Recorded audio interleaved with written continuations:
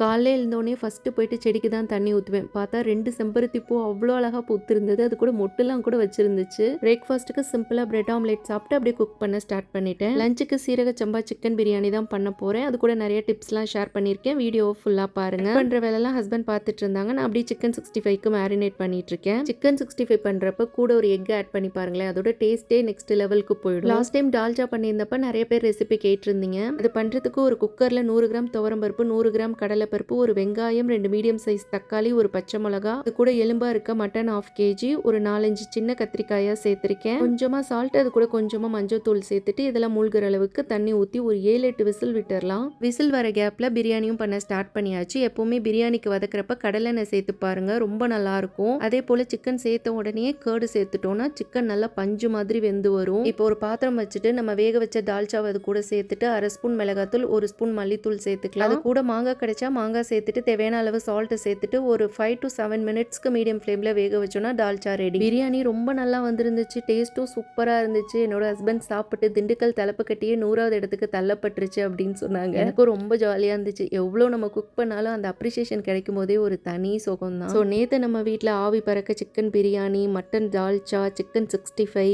Egg, onion raita, அது கூட bread halwa, பேபிக்கு ஒயிட் ரைஸ், மட்டன் சூப்லாம் வச்சு சூப்பராக சாப்பிட்டாச்சு.